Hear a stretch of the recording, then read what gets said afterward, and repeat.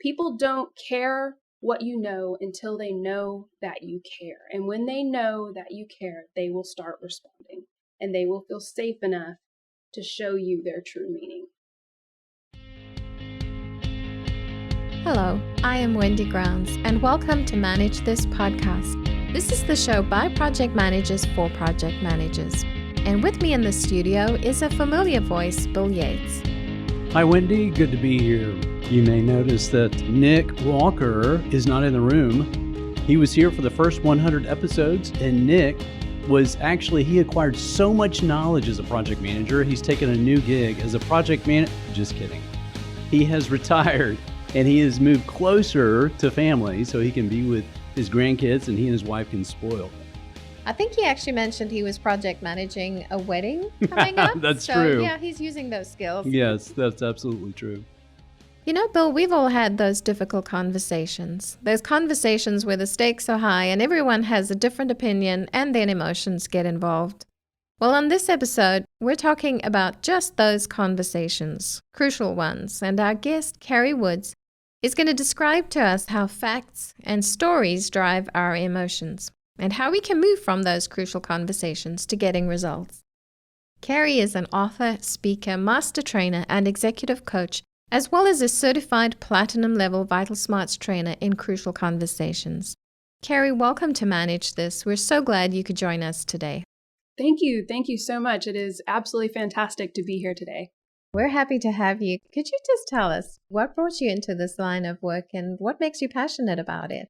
Absolutely. About 14 years ago, I transitioned from the corporate world into being a full-time writer of all things. And with that, as my client base grew, I moved into instructional design. And from instructional design, moved into facilitating the content that I was developing for various organizations. And today we work with companies like Amazon, Volkswagen, Lincoln Electric, helping develop leaders at all levels to be more effective. Well, one of the things we're excited about is this whole topic of crucial conversations. And it comes from a book, a very popular book, something that a lot of life coaches and others put to work. And I'm excited about seeing how we can relate to this to the world of project managers. How did you first get into this crucial conversations? Did you read the book? Did somebody recommend it? Or how did you become a master trainer with this? Oh my goodness. So several years ago, actually, the book was recommended to me. And as I shared, so we work with all kinds of companies. And what we found, especially with my background as a writer, is communication and effective communication is the foundation of any leadership skill. It doesn't matter what topic I have on the screen, conflict resolution, driving change, employee engagement. We can go through all the buzzwords.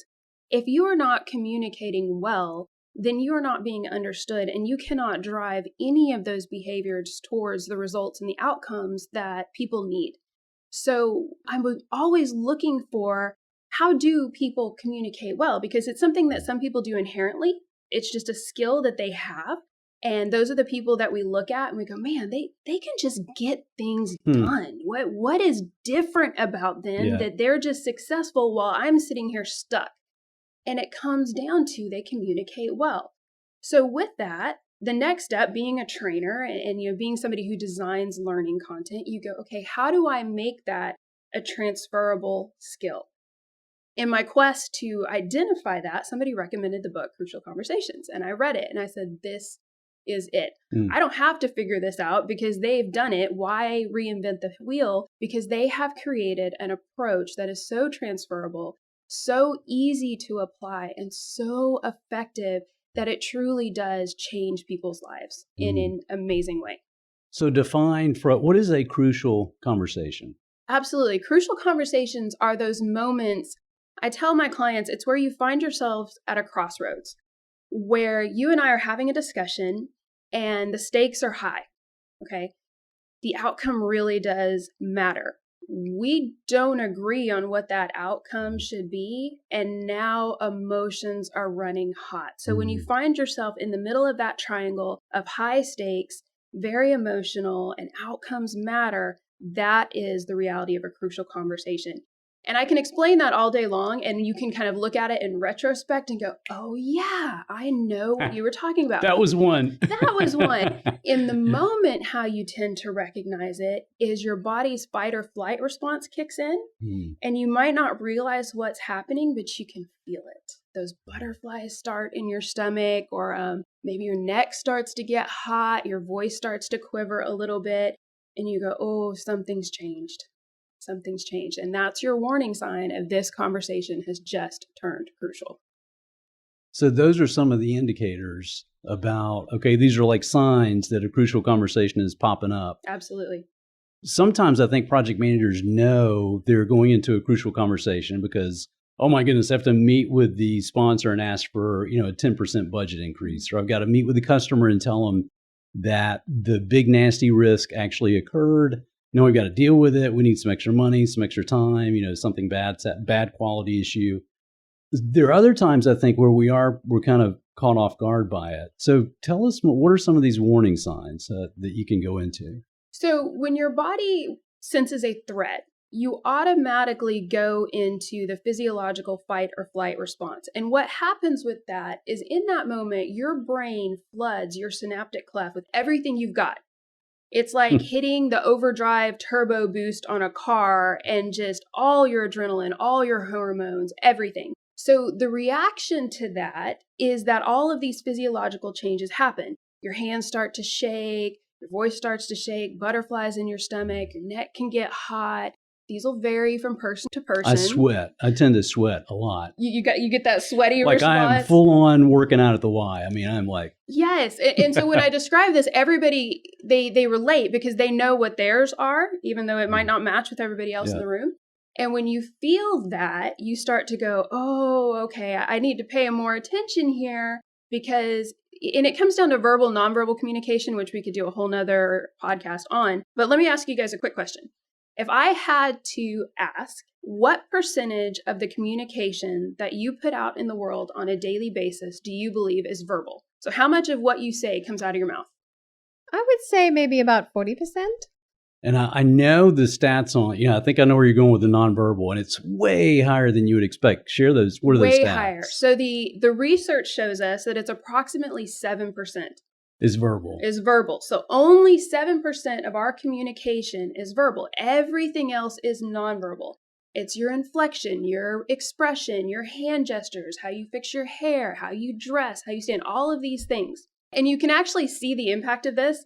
Have you ever sent a text or an email to somebody and all of a sudden they're mad and you have no idea why? Yeah. Yes. Okay. This is why your iPhone now has 2,000 emojis, because they're desperately trying to put nonverbal cues back into verbal communication. Have a good day. Smile, smile, smile, smile, smile, smile. I really mean it. Please don't be mad. Not, good luck with that. So when we go back to the idea of a crucial conversation, that physiological response, we pick up on those nonverbal cues automatically and we start to react to them even though we're not necessarily aware of them yet. And so you feel that reaction.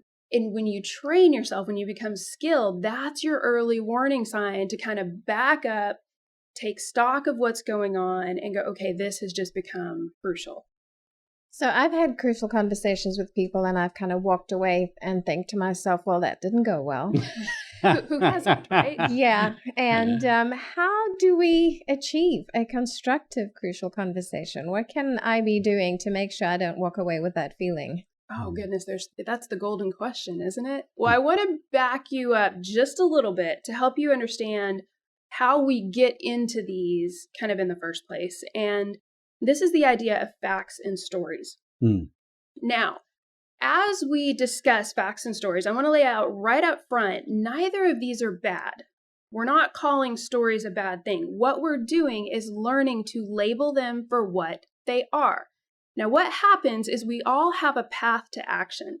And this path to action creates our emotions, which then creates our actions.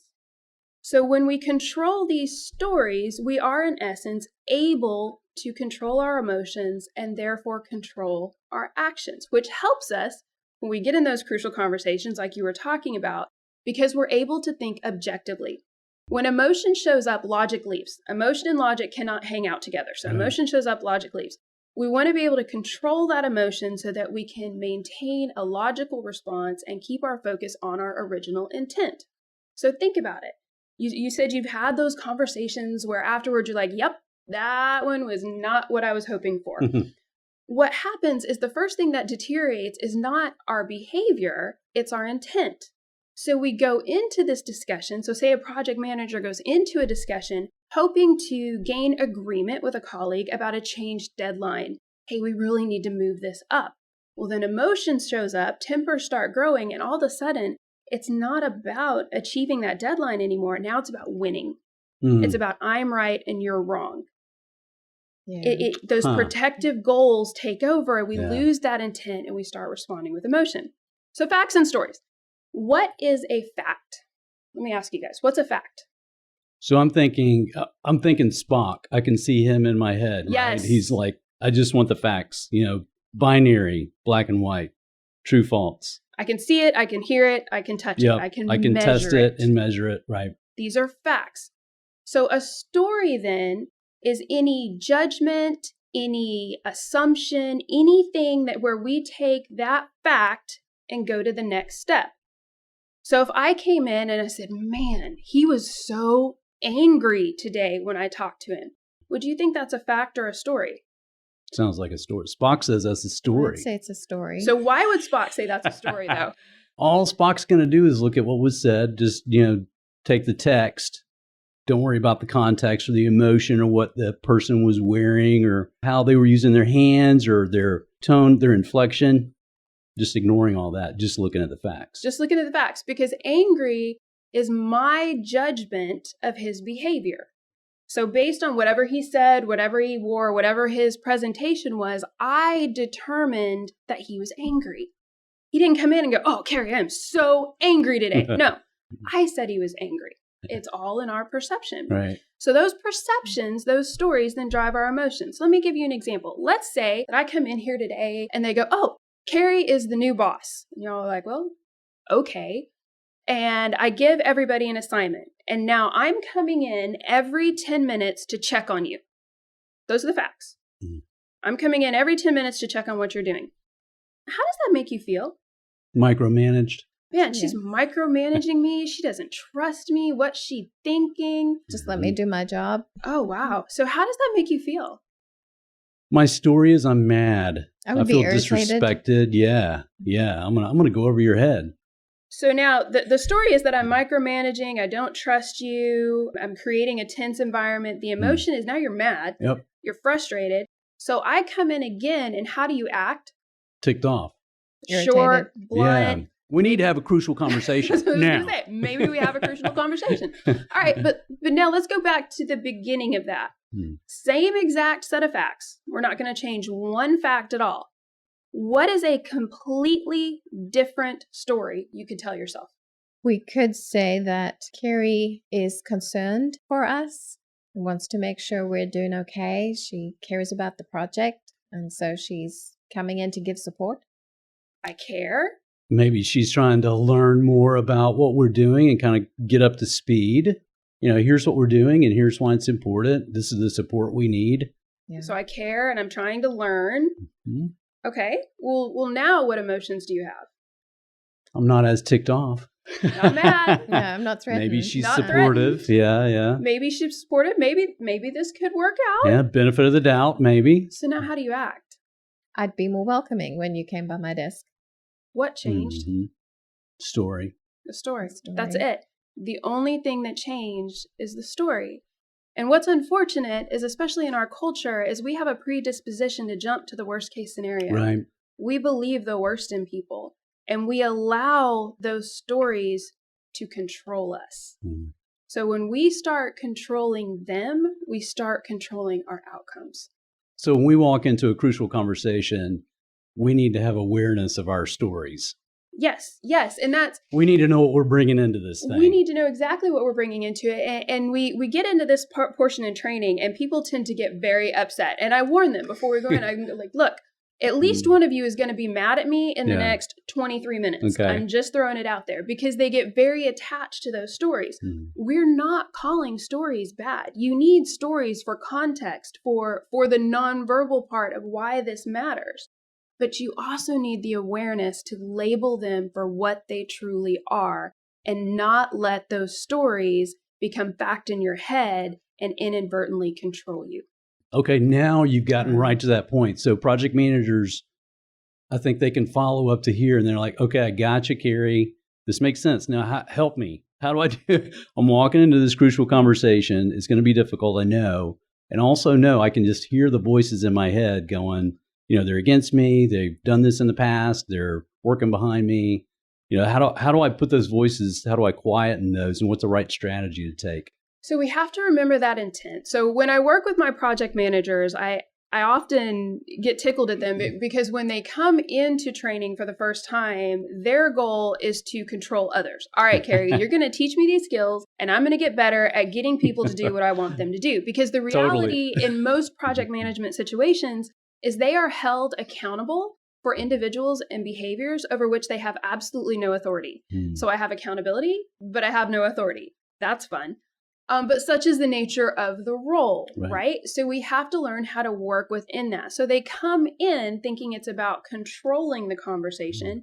And once they really start applying the skills, they find out it's about gaining real understanding of what is actually going on, of taking the time. So you've got that person.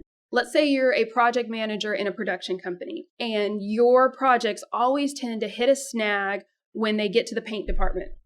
Every time they go to paint, they hit a snag.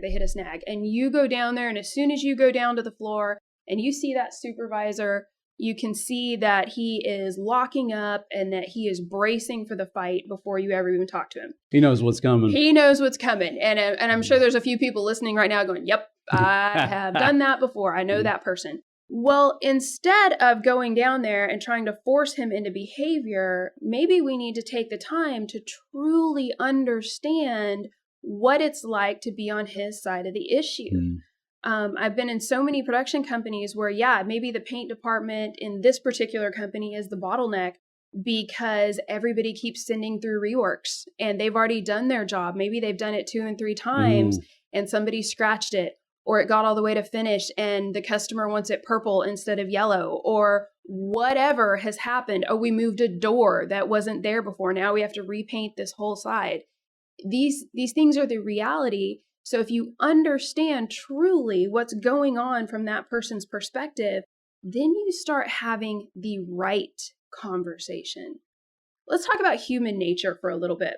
This is something I love to do to all my classes. So when I'm teaching, typically, everybody has water or a soda or coffee on the table in front of them. So we're all sitting there. Everybody has something to drink.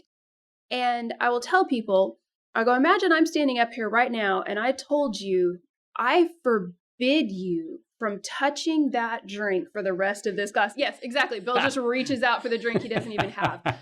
As soon as somebody draws a line in the sand, we are biologically predispositioned to step to that line. That's how we work. Yeah. Oh, you forbid me. Oh, really? That's cute. Let me take a sip. But how many times do we take that approach and employ it professionally? We try to force things to happen instead of facilitating the outcomes that we want. And if we go into these conversations differently, so you say, how do I quiet the voices? We quiet the voices by taking time on the front end to really think about our intent. What do I really want for this relationship? What do I really want for this project? What do I really want for this outcome? All right, now here's the kicker. If that were true, how would I be behaving right now? Because the biggest part of a crucial conversation is spending that mirror time, owning your own actions, and holding yourself accountable for your own behavior before you try to change somebody else's. So is my behavior supporting my outcome? Wow. So then there's homework that we need to do. I can't just take all my amped up emotion and caffeine and walk into the paint department and find that manager and unload. Go boom, boom, boom, boom. So I need to take the time to do some research to think about kind of where I am emotionally and why, what is my goal, what's the perfect outcome, and then try to put myself in the other person's position and think about, okay, what about their perspective? And in the conversation, you only get to answer as many questions as you ask. Yep. So you want to work to deeply understand. Anybody here, if I came in and told you one time that I wanted you to change a long-held behavior from now until forever and then walked off, what are the odds that that's actually going to happen? Yeah, nada. Not even a possibility. But yet, how often do we do that to other people? We come in to a department over which we have no authority. We pop off with what we expect them to do differently from now on, and we walk out and expect that it's going to be gospel and followed no matter what. But yet again, we wouldn't hold ourselves to that same standard. So we want to be understood, yet we also want to seek to deeply understand the other people involved in this conversation so that we're getting to the root of the problem. We're not treating symptoms all of the time of this long-held issue. We're getting down to what is the real issue and how can we truly eradicate it. So, Carrie, as we're talking about these crucial conversations and setting this up where we walk into it, we know we need to have an important conversation with someone. And we want to understand our own emotions. We want an understanding of where the other person is coming from and what's at stake. And we know there is enough at stake. We are going to have this conversation. Yes. So how do we get to the root of it? What advice do you have? What's the root issue that we need to address? Gosh, this is so important. And there's a couple of things here. One, a lot of times when we know we need to have this conversation, what people tend to do is they just avoid it. If I avoid it long enough, it will what? It'll go away. Yeah, and It'll take care of how's that itself. working for you? Not at all. Not at all. But yet we all keep trying it. So you reach the point where you can't ignore it anymore. And the first thing that we have to do when we talk about getting to the root of that issue is step back and they say perform CPR. Okay. Now, this is not the CPR that you all know about it, but it will make it stick in your head. And CPR is breaking the issue down into what we call content, pattern, and relationship. Now, a content issue is something that has happened once. It is something fresh. It is something new. It may be twice, and you can typically handle it with a fairly easy exchange. So, for example, let's go back to I'm the new girl here today, and you go. What time do you guys start around here? 7:30. 7:30. Okay, so start time is 7:30, Carrie. Week 2, one day I roll in about 8:15, act like no big deal. This is a new behavior. If it is addressed at this point, typically it can be nipped in the bud and we don't deal with it anymore. Well, but let's say it's not addressed. And then the next week it's 8 and 8:20 and that becomes a pattern over the next 2-3 months. So now it's not I showed up late once, it's I show up late 2 or 3 days a week, and then I just go about my business like it's nothing normal. Now that pattern, here's the danger. We didn't engage when it was content because it was uncomfortable or because they are your friend or because you're afraid that they're going to get upset. Whatever reason, all of these things that prevent us from digging in. But now the pattern has developed. And the danger here is that pattern can affect the relationship. So Wendy, you and I work side by side. We have desks right next to each other. And you see me rolling in at 8:15, 8:20, all these different times, and nobody says anything. And you show up late one day and immediately they say, now, Wendy, you know we start at 7:30.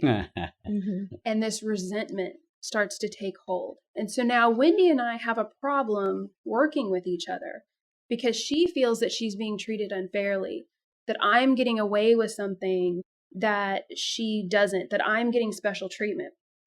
So she comes to Bill and she says, you've got to deal with this. This is a problem. Well, we've got a few issues. The relationship is now affected. And because people can see that, that's what they engage in. They want the relationship to be harmonious so that there's no hostility within the team. So they engage in that relationship issue. So Bill brings us in, he sits us down. Hey, you guys, you haven't been working well together. I need you to deal with this. But he doesn't address the issue of me coming in late. And so all of that ground that we covered on the visible of we're not getting projects done or we're not being kind to each other, whatever's happening erases the next day as soon as I show up late. Because the root of the issue, the root of the problem is that I'm late. Now, when these issues develop, and we all know that they do, I'm sure everybody can think of at least one where something like this has happened. Now, how do you, Bill, come to me and address that I've been late? Because I've been doing it for months. So as soon as you come have this conversation with me, well, Carrie, we start at 7:30. Oh, I know that. Well, you know you need to get here at 7:30. Well, I do, but some days I'm a little late, but I get my stuff done. I stay late. It's never been a problem before. Right? And you're going, well, actually, it's been a problem from the beginning. Oh, well, then why didn't you tell me about it then? Oh, wait a minute. Now it's somebody else's bad behavior that is being uncovered by having to have this conversation. Somebody else is now accountable. So the issue just grows. Yeah. So with all of that, you say, how do we get to the root of the issue? We deal with things quickly. We deal with things at the content level. We have the uncomfortable conversation as soon as possible when the issue is as small as possible, and we work to prevent them from growing. To me, the more I put off a conversation that I know I need to have, whether it's a customer or a team member, the more uncomfortable it gets. Absolutely. I mean, the sooner you address it, the easier it is. And the more likely that's going to be an easy correction for the other person receiving it. Because the behavior has become habit. Yeah, it's and right. Now, it's hard to break. Now you have the accountability not only of changing the behavior, but of why did you allow the behavior to develop when you knew it was a problem? Yeah. A quick example, I was thinking as we were prepping for this, Carrie, I was thinking about a lot of the projects that I've done have been external customer facing. And we would have to hold each other accountable as team members to, hey, if you lose your cool in front of the client, that's not a good thing. It's unprofessional, makes us look bad, et cetera, et cetera. So when we would, from time to time, a team member would lose it. And we had to hold each other accountable because if you do it once and you get away with it, you may just do it again, right? And it starts to poison the water of the whole team. Yes, the bad apple. People revert to behavior that works. Yeah. When you look at communication habits, we start developing those as soon as we're born. And we do this exercise in class where we talk about how did you get your way as a child? And we go through all these things. And usually you have at least one person that goes, I threw a tantrum. And somebody else is like, oh, I didn't do that. And I'm like, why? Why didn't you throw a tantrum? Oh, I tried that once and it didn't work. Yeah. So when it doesn't work, we start seeking behaviors that do. So people revert to behavior that works. When the behavior no longer works, the first thing somebody does is escalate. And then if it still is not successful, they will start seeking another path. But you have to be consistent with everybody. You have to hold the standards, not allow the behaviors to work, and move people towards the results you need them to achieve. When I have to bring up something difficult, when I have to have that tough conversation, how do I soften the blow? How do I make it just a little bit easier for that person to swallow? So when we think about softening the blow, it's like that insincere, messy sandwich, right? Yes. Oh, Wendy, your hair looks amazing today. Can we talk? Oh my goodness, yeah, no. Yeah. Welcome to the South. When I moved to the South, it was always amazing to me how you could say, bless your heart and wrap it with anything. And it was like, bless their heart. They're as dumb as a box of rocks. And I'm like, that's not a thing. Okay. But yet somehow we feel like the insincere compliment is going to make it easier. So instead, what I talk about is one, you're always going to be facilitating strong relationships with people. That's baseline. But even if you're not, when you have those crucial conversations, we're going in with a different approach to achieve a different outcome. And, this is a 16-hour class. This is a whole book. This is a huge training. But we talk about, look at how you're approaching somebody. We tend to come in all fired up and, I'm going to hold you accountable, when instead we tell people to slow down, watch the cadence of their voice, and work to facilitate safety right from the very beginning. And what we mean by safety is encouraging dialogue, encouraging that back and forth where I can share my true meaning only because I am willing and even seeking to understand your true meaning. So you mentioned, going back to my problem with the paint department. So instead of me just going and unloading on, Fred, the manager there, You already said I need to come in with questions. Think about my own perspective and then ask questions of Fred. What are you guys dealing with? Tell me more of what's your number one thing that you wish you could get rid of. What's the biggest Yeah. problem on your plate? And I tell people, you bring don't it always around. have to barge in the front door. You can walk in the side and typically get a better result. So we Right. don't come at Fred and go, you missed the deadline again. You got one job. Right? Yep. I have a project manager that actually admitted to me that that's what he used to do. He also admitted to me that he was famous for sending emails and then walking down the hall almost before it had arrived and was like, did you get my email? Bing! And then it shows up. So instead of coming out like that, we come out and we go, hey, tell me about your week. What's going on? Look at what's going on in their world and try to understand what's going on in their world and understand the power of that. So it's kind of gimmicky, but it works beautifully, exercise that I give all of my participants. And I tell them, I'm like, who goes out to eat? And everybody's hand goes up. And I tell them, the next time you go out to eat, I want you to ask for the manager at the end of your meal. Now, what happens when you ask for the manager? It's usually a complaint. What's wrong? Yeah, Yeah. the What's wrong? waiter's going to be scared. They're Yeah. scared. You see that body language change. They stiffen no. up. Nothing's wrong. Just want to talk to the manager. Manager comes up. What's the first thing they say? What's wrong? What's wrong? How was your meal? Nothing's wrong. And I want you to look at them. Look at how they are physically braced for the blow they think you're about to deliver. They'll be uptight, shoulders locked, jaw sometimes a little clenched. Now, what do you think I want you to say? Do you think I want you to complain? I really enjoyed my meal. Your waitstaff's outstanding. Yes. Hey, you guys are slammed tonight. We had a great experience. Thank you so much. And watch what happens. Because that person who was physically braced for that blow they thought you were about to deliver will melt. Typically, they come down, they put one arm on the table, they lean over, they start talking to you. They're like, oh man, thank you so much. We are short-staffed tonight, or our food delivery didn't get here. One of our ovens is down, the grill's not running. Whatever it is that's going on that nobody out front even realizes, and they feel so relieved that somebody is actually seeing them, actually seeing the effort they put in, that the whole conversation changes. I've had people get free dessert. I've had people get chased out of restaurants with free barbecue sauce, but the impact, and when you see the impact of being able to change the conversation, all they did was change their approach. That's it. And the whole conversation shifts. Carrie, how do we create safe environments? Let's say I'm a project manager. I've got my team, I've got my customer, my management above me. How do I create a safe environment? You create the reality where you truly want to know and understand what the other person is facing. You make it apparent, you listen, you slow down. You only get to seek as many of your wants, things on your list, as you are willing to ask for on theirs.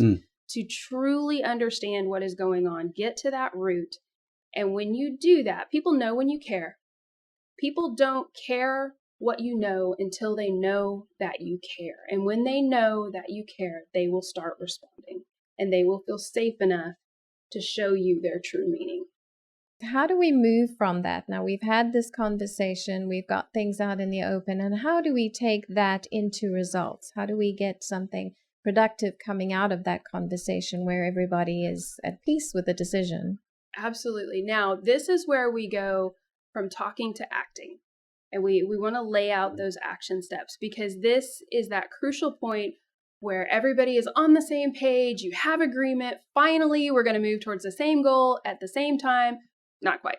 So instead, we go further and we start laying out very specific action steps. Okay, so we have agreed this is the goal. The goal is to move up our time frame by 20%, ask for an extension by an additional 20% by the client. That will get us to that 40% point that we need in order to achieve the goal here and get the project out in full and on time. Okay, well, who is going to reset the internal time frame? Who is going to work those schedules? What is the deadline for getting that done? How should I follow up with you to see if there's anything that you need from me or anything that I need to be doing? Okay, I'm going to reach out to the client. I'm going to do that by 4 o'clock today. By 4 o'clock tomorrow afternoon, I'm going to get with you as to their full and complete response, hopefully earlier. if you don't hear from me by 4 o'clock, this is how I would like for you to respond. So you set those very clear steps. Who is going to do what, by when, and then how and when do we follow up? And if you can do that and do it well, not only does everybody leave the conversation understanding what action means, we're not guessing. This is a huge hole in a lot of conversation. We leave gray area for people to guess. But you also set the foundation. If any of those goals are not met, now you can have a very safe accountability discussion. Hey, Bill, yesterday we talked about you would have me the schedule change by 4 o'clock. It's 4:30 and I haven't heard from you. Can you help me understand what's going on here?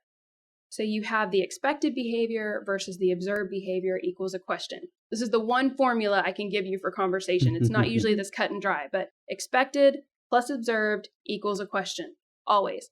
And if you set the actions properly, the accountability is inherent and that conversation is easy to have. Excellent advice. Thank you, Carrie. This has been really good. This has been a conversation that I think is going to help many people I hope going so, forward. definitely. I really do. If our listeners want to know more about Crucial Conversations or want to get in touch with you, what's the best way that they can do that? So Crucial Conversations, I would always say read the book, guys. It's on Amazon. You can get it Amazon Prime 2 days. We say that all the time around our office. You can find me at any time at catalystnorthtraining.com, and you can reply to my team or reach out to my team, and we are happy to help you reach those goals no matter what they are. We tell people we help them find success as they define it. We'll do just that. Excellent. Hey, we've got something for you. We really appreciate you taking the time to come into our studio and record this. And we are hoping that you're a coffee drinker. Always. Who doesn't drink Wonderful, because we have this Manage This mug that holds copious amounts of coffee or what other liquid you'd put in there. And hopefully that will help be a reminder of your time with us. Thank you. So you guys give me presents on air and make me all grateful and stuff. Thank you so much. It's been a blast coming down here and hanging out with you guys this morning. We've really enjoyed it. Thank you for having us. Thank you, Carrie.